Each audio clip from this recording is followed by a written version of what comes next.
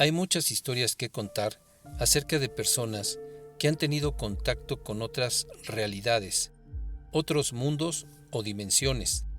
Nos cuentan sus experiencias y de cómo han sido ayudados y guiados por entidades que no son de este mundo.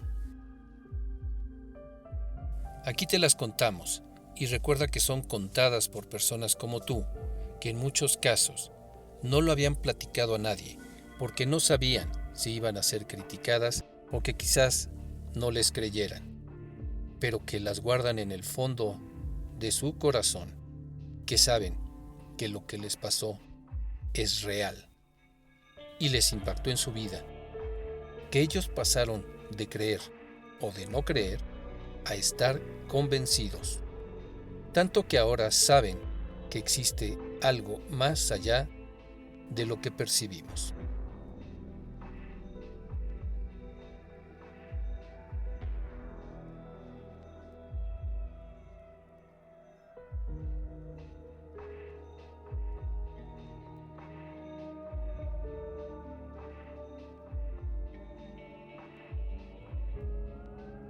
Esta es la historia de Beto y Cristina.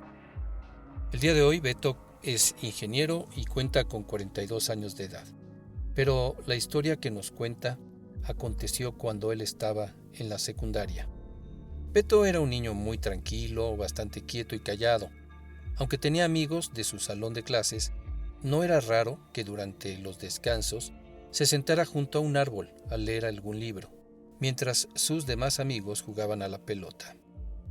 Nos cuenta que un día, en el que, como era su costumbre, se encontraba leyendo junto al árbol, se acercó una niña y le preguntó que qué estaba haciendo, a lo que él le contestó que estaba leyendo un libro sobre el universo, que a él le gustaba mucho ese tema. Y dentro de la plática ella le preguntó que qué quería ser de grande, a lo que él le contestó que ingeniero. Y se pusieron a platicar los dos durante todo el tiempo que restaba para regresar cada uno a su salón de clases. La verdad es que se la pasó muy bien platicando con ella. Ella se llamaba Cristina.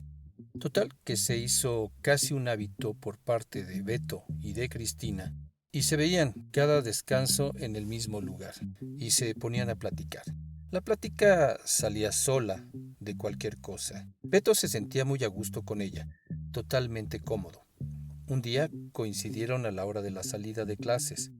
Se saludaron, platicaron un poco, y cuando ya se iban a despedir, él preguntó que si alguien pasaría por ella, a lo que ella le contestó que no, que vivía bastante cerca y que se iba sola caminando a su casa.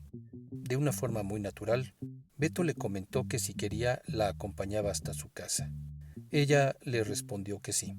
Desde entonces, además de platicar en el árbol, ahora se veían en la salida y se iban caminando hasta casa de Cristina. Llegando a su casa, la despedía y él se iba a la suya. Fue ahí donde conoció a su mamá, a su hermano y a su hermana, con quienes se saludaba muy amablemente. Me cuenta Beto que él se sentía sumamente a gusto con la compañía de Cristina. Nada era por compromiso. Ella era muy natural y parecía que también estaba muy a gusto siempre con él. Recuerda Beto en particular un día que saliendo del salón para el receso, al terminar la clase de matemáticas, que sus amigos se acercaron a él y le dijeron que si iba a jugar a la pelota con ellos o si se iba a estar con su novia. Se lo dijeron de una manera muy normal, no por molestar, solo por preguntar. Él les dijo que mejor se iba al árbol. Se despidieron. Ellos le dijeron, está bien, luego nos vemos. Pero lo que le dijeron sus amigos se quedó dando vueltas en su cabeza. Él no había pensado en eso. No eran cosas que le inquietaran en esos momentos. Pero esa tarde, cuando llevó a Cristina a su casa, se detuvo una cuadra antes y le preguntó con duda y cierta inocencia, ¿somos novios? Ella se le quedó viendo, se sonrió, se acercó y le dio un leve y rápido beso. Desde entonces, cuando salían de la escuela, caminaban tomados de la mano, fue lo único que cambió, pero se siguieron llevando igual de bien. Luego, cuando terminaron el curso, se dejaron de ver. Coincidió que Beto se cambió de casa, pero en otra ciudad. Su papá había conseguido un mejor trabajo y se mudaron a otro estado. Y por lo tanto, ya no se veían. Perdió contacto con ella. Siguió sus estudios, la preparatoria y luego la universidad. Estudió ingeniería tal y como eran sus intenciones de hacía varios años y consiguió un buen trabajo desde el principio. Estaba contento, y también su familia, ya que realmente nunca le dio problemas a sus padres. Siempre fue respetuoso y educado con ellos.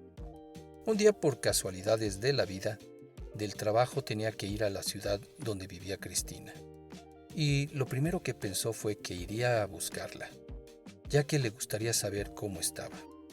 Recuerda que fue a buscarla, cómo se paró frente a la puerta de la casa de ella y tocó. Después de unos momentos le abrieron, pero era una señora desconocida. Le dijo que ella rentaba esa casa desde hacía un año y que no conoció a la familia anterior. Se decepcionó un poco, ya que no tenía otra manera de encontrarla. Le dio las gracias a la señora y se regresó caminando. A unas cuadras, al dar vuelta a la esquina, se quedó asombrado.